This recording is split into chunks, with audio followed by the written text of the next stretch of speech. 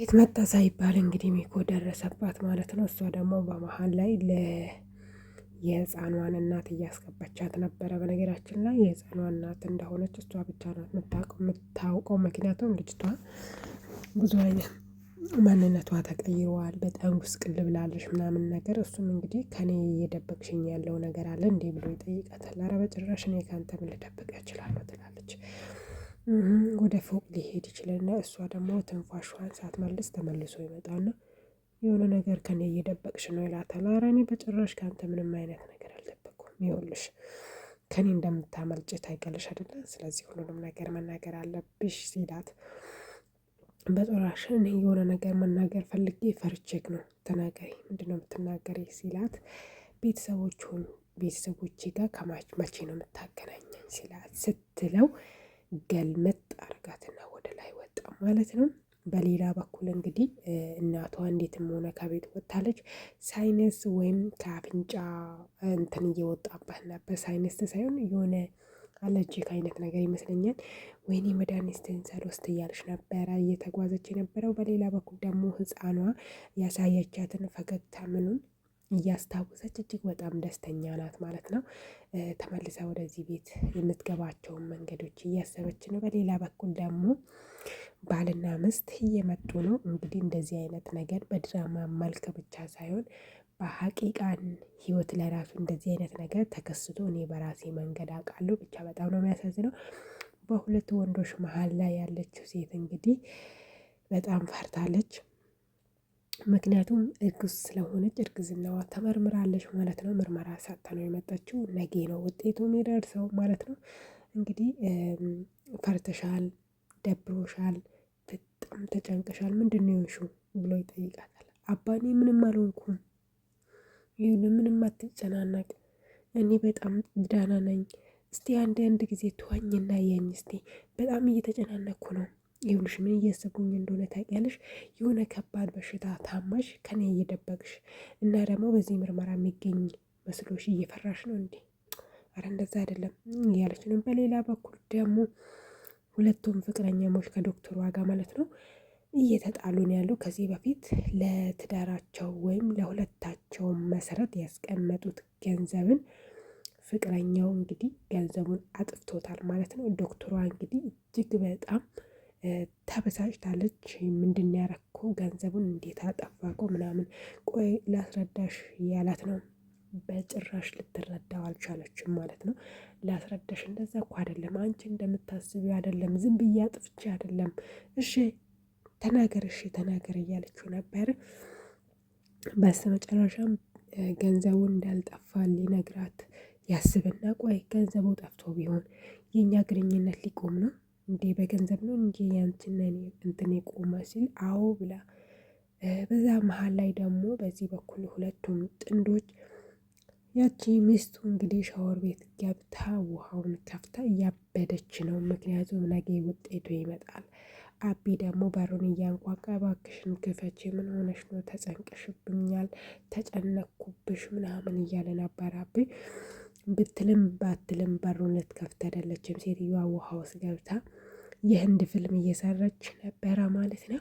ውሃው ብዙም አይደለም። እሱም እንግዲህ ተስፋውን የቆረጠ ይመስላል። በቃ በራሷ ጊዜ መንፈሷ ስንት ሲረጋጋ ዝም ትላለች ብሎ ያስብና ወደ ታች ሊወርድና እሱ የሚያውቀው ወንድሙ ነው፣ ግን ምስቱ ነው ባሉ ነው ማለት ነው።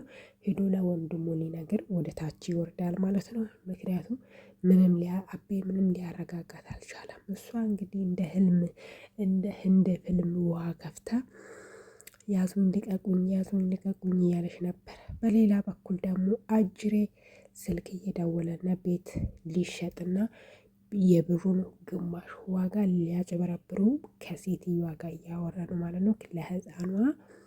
ለህፃኗ አክስት ናት እና ስልክ እያወራም እንግዲህ አቤ ወደ ደረጃ ወደ ታች እየወረደ ነው ማለት ነው። ምክንያቱም ምስቱ ሽንት ቤት ገብታ በሩን ስለቆለፈች ለወንድሙ ነግሮ የሚስቱ ወንድም ችግር እንደሚፈታ ማለት ነው። እሱ ደግሞ ስልክ እያወራ ችግር የለውም አታስቢ፣ እኔ አቤን አሳምነዋለሁ ምናምን ይላታል ማለት ነው። ሲላት ምን ብለህ ነው የምታሳምነው እያለች አቤ ደግሞ በአጋጣሚ ከደረጃ እየወረደ ነበር። ከየት መጣ ሳይባል ነገሩን በሙሉ እየወረደም ሰምተዋል። ቆይ እኔን የምታሳምነኝ ምንድን ነው ይላል። ድንግጥ ይላል። ከደነገጠ በኋላ ስልኩን ገና ሳይዘጋ ወደ ታች ያደርጋል ማለት ነው። ምንድን ነው ማርኮን፣ ምንድን ነው የምታስረዳኝ? ምንድን ነው የጠፋ ነገር ምንድን ነው?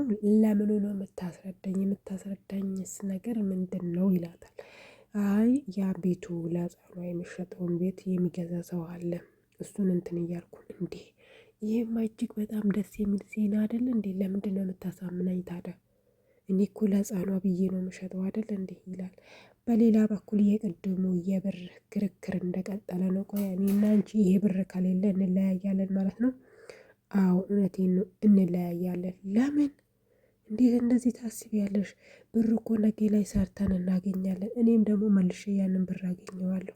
ቆይ ቆይ ቆይ ትልና ለእህቷ ትደውላለች፣ ዶክተሯ ማለት ነው። ሄዶ ውድ እንዴት ነሽ ሰላም ነሽ ምናምን ትልና የገንዘቡን ነገር ታነሰዋለች። አባ አገኘ እንዴ ምናምን ትላለች። ኧረ በጭራሽ አላገኘም ምናምን ትለዋለች። ግን እሱ ብድር ሰጥቷታል ለአባቷ ማለት ነው። እሷ ግን አታውቅም። በሌላ በኩል እንግዲህ መሬቱ ለሚሸጠው ነገር እንትን ያለው መስሎት ያቅፈዋል ምናምን ነገር በቃ ጥሩ ነው የሚገዛው ሰው ከተገኘ ምናምን ብሎ፣ ግን ለራሱ እንትን እየተሰፋለት እንደሆነ ምንም ያወቀ ነገር አልነበረም። ቆይ እሰራልሃለሁ እያለ ነበረ ቢልም ግን እሱ ምንም የሚያውቀው ታሪክ አልነበረውም ማለት ነው። በጣም የሚያሳዝነው ነገር በራሱ ነገር ራሱ ሊቀጭ ወይም ራሱ ሊቆለፍ እንደሆነ አላወቀም። ስልኩን አልዘጋውም ነበር ማርኮን ስልኩን እኮ አልዘጋኩም፣ ዝጋው ሄደዋል። እሺ እሺ ብልና ስልኩን ዘጋው ማለት ነው። እሷ ደግሞ ሁሉንም ነገር አዳምጣለች፣ እነሱ የተናገሩትን ነገር። በቃ ችግር የለውም እህትህ ይኸውልህ እላይ ቤት በጣም ተጨናንቃለች፣ ሀሳብ ውስጥ ገብታለች። ማጽናናት አለብን ሁለታችንም። ስለዚህ እስቲ ምን እንደሆነች ራሱ አላቅም። ሐኪም ቤት ራሱ ግድ ለግድ ነው የተመረመረችው። እኔ ምን እያሰበች እንኳን እንደሆነ አላቅም። ግን እስቲ እርዳታ ከተቻለ ሂድ ይልና እሱ ወደ ልጇ ይሄዳል ማለት ነው። ወደ ልጇ ከሄደም በኋላ ልጇ እቅፍ ታደርገዋለች። አባዬ እንዴት ነህ ዛሬ ብታይ የእንትና እኮ የሰራተኛቸውን ስም ጠርታ ማለት ነው። የእሷ እኮ አክስት መታለች፣ እናቷ እንደሆነች ግን ታውቀው ነበረ። እሺ በቃ በጣም ደስ የምትልና ተወዳጅ ሴት ናት። እሺ የሆነ ቀን ግን አስታውቃለሁ። እሺ ደስ ይለኛል፣ እንኳን ደስ ያለሽ፣ በጣም ደስ ብሎኛል። ቆይ ማናት? እኔ ማላቃት የእሷ አክስት ማናት ይላል። እኔ አላቅም፣ ብቻ ግን በጣም ደስ የምትልና ቆንጆዬ ሴት ናት ብላ ትነግራታለች። እሺ በቃ እነግራታለሁ ምናምን ይላል ማለት ነው። ከዚያ በኋላ አንቺ ትምህርትሽ ላይ ትኩረት ማድረግ አለብሽ፣ ማጥናት አለብሽ፣ ጀግና መሆን አለብሽ ምናምን ብሎ ራሷ ላይ መተማመን እንዳለባት እየነገራት ነበር። በሌላ በኩል ደግሞ አጅሬት እንግዲህ ሻወር ቤቱን ምድሩን እየደበደበችው ነበረ። ማርኮን መጥቶ በሩን ሲያንኳኳ ሆዴ ማሪ ጋልቢ ፍቅሬ ብላ በሩን ከፈተችለት። ማርኮን አልቻልኩም፣ ፍቅሬ አልቻልኩም፣ ሀቢቢ አልቻልኩም፣ የኡምሪ አልቻልኩም እያለች ማልቀስ አልጀመረች። ምንድን ነው ምን ሆነሽ ነው ምናምን በቃ ይኸውልህ ነገ የምርመራ ወረቀቱ ይመጣል። ከዚያ በኋላ አቤ ሁሉንም ነገር ያውቃል። ከዚህ በኋላ ደግሞ ከዚህ ቤት በውርደት እንወጣለን። ሲቀጥል ደግሞ እኔ አቤን በእንደዚህ አይነት መልክ መጉዳት አልፈልግም፣ ምስኪንና የዋህ ሰው ነው ትላለች። እኔ ስራሱ ፈልጋለሁ እንዴ ይህንን ቤት ይሸጥና ግማሽ ብሩን ይዘን እንጠፋለን፣ ወይም ከተሸጠ በኋላ ግማሽ ብሩ በአንቺ አካውንት እንደሚገባ እናስደርጋለን። ከዚያ በኋላ ከዚህ ቤት እንሄዳለን። ምንም አያሳስብሽ፣ በቃ አሁን እኮ ጨርሰናል ምናምን። እኔ እየፈራሁ ነው፣ በቃ አልፈልግም፣ አወጣኝ፣ ከልጆቼ ጋር መኖር ነው የምፈልገው ወለ እረይ ማለት ጀመረሽ ማለት ነው። ማርኮን እንዴትም ብሎ አሳመናት። ማርኮን ታውቃላችሁ ሰውን ሴትን ማሳመን አይደለም ሴጣንን የማሳመን ችሎታ እንዳለው ታውቁታላችሁ። እንደዛ ብሎ አሳመናት። በሌላ በኩል ደግሞ አቤ አክስትሽ ናት ተብለ እዚህ ቤት ከአንዴ ሁለቴ መታለች እና እኔ ማላቃት አክስትሽ ማናት? እኔ የማላቃት የእናትሽ እህት ማናት? መተዋወቅ እፈልጋለሁ አላት። ምክንያቱም እቺ አክስት ናት ተብላ የመጣችው የአቢ የመጀመሪያው ምስቱ የህፃኗ እናት ናት። ስለዚህ አሁን ደግሞ ሌላ ጦርነት እዚህ ቤት ሊፈጠር ነው ማለት ነው። እሷ ደግሞ ከዚህ ቤት የወጣችው በማርኮ ምክንያት ነው። ፊልሙ በእንደዚህ አይነት መልክ ተጠናቀቀ። የወደዳችሁ ሰዎች በላይክ ጀምሩ። አስተያየት ካላችሁ ኮሜንት ላይ ጻፉ። እነዚህን አሻንጉሊቶችን ደግሞ ያመጣኋቸው ሰሞኑን ቲክታክ ላይ፣ ፌስቡክ ላይ፣ ዩቲዩብ ላይ እጅግ በጣም ቅውጥጥ ያለ የፍቅር ታሪክ፣ የህይወት ታሪክ የነሱ ያበደ እየመጣ ነው እና ተከታተሏችሁ ለማለት ፈልጌ ነው። እንግዲህ እዚህ ጋር አንድ አይኗን ልሽ ያደረገችው ሄለን ትባላለች። በሁለቱ አይኗ እያየች ያለችዋ ደግሞ ሰብላ ትባላለች። እና በጣም ልብ አንጠልጣይ የሆነ ፊልም ነው። የማታውቁ ልጆች ካላችሁ የመጀመሪያ ኮሜንት ላይ አስቀምጠላችኋለሁ፣ ገብታችሁ እዩት። ሁለቱም እንግዲህ አፍቃሪዎች ናቸው። የሚያፈቅሩትን ሰው አንድን ሰው ነው። ግን እነሱ በጣም የልብ ጓደኛሞች ናቸው። ግን አሁን ላይ እነሱ ሁለቱም የሚያፈቅሩት አንድ ሰውን ነው። ቢሆንም ግን እነሱ ሁለቱም አንድ ሰውን እንደሚወዱ አያውቁትም ማለት ነው። ስለዚህ እነዚህ የማይለያዩ ጓደኞች፣ እነዚህ በጣም ከልጅነታቸው ጀምሮ የሚዋደዱ ጓደኞች ለዚህ ለሚወዱ ሰው ብሎ እነሱ ይለያያሉ ወይስ አይለያዩም ነው ርዕሱ ማለት ነው። እናንተም ማየት ከፈለጋችሁ እኔ በነፃ ነው እዛ መጋብዛችሁ።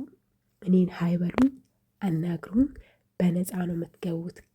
መግቢያው በነፃ ነው።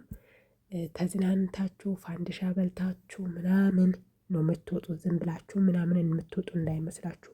ግብዣው በነፃ ነው ማለት ነው። እና ትኬት ምናምን የለም፣ መግቢያ ምናምን የለም ማለት ነው። አሁን መግቢያ ምናምን የሚባለው አሁን ኢትዮጵያ ውስጥ አለ አይደለ? ለምሳሌ የሆነ ጨዋታ ሊሆን ይችላል፣ የሆነ ነገር ብቻ ለማየት ትኬት ተቆርጦ ይገባል ማለት ነው። ይሄም ደግሞ ትኬት አይቋረጥም። ፋንድሻ ቡና ይሰጣችኋል፣ በነፃ ነው። የሴቶች ፀጉር ተብሎ ይሄ የሆነ የሚበላ ከረሜላ አለ ማለት ነው። እሱ ራሱ በነፃ ነው የሚሰጣችሁ። እዛ ውስጥ እንደ ቾኮሌት አይነት ነገር፣ ሻይ ነገር፣ ብቻ አንዳንድ ቀለል ያሉ ምግቦች የሚሰጣችሁ በነፃ ነው። እጅግ በጣም ትልቅ እንትን ነው። አፓርትመንታም በጣም መናፈሻው፣ አበባው፣ ምኑ በጣም ነው የሚያምረው። እዚህ ሀገር ያላችሁ ሰዎች የሚጀምረው ከቀኑ 1 ሰዓት ጀምሮ እስከ ምሽቱ 9 ሰዓት ድረስ ነው። ሁላችሁም ተጋብዛችኋል። መታችሁ ጎበኟቸው። እጅግ በጣም ተወዳጅ ናቸው። ለ7 ነው የሰሩት።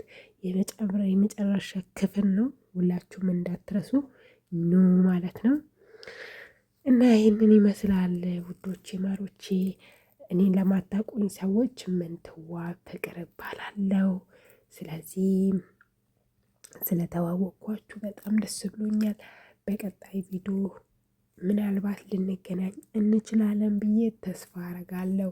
ሁላችሁንም እጅግ በጣም ከልብ ነው ማመሰግነው። ለምታበረታቱኝ፣ ጥሩ አስተያየት ለምትጽፉኝ፣ ላይክ ለምታረጉኝ፣ ሼር የምትለዋን ነክታችሁም ለምትሸርቱኝ ቴንኪው። ባይ ባይ። ማሰላማ ቻው።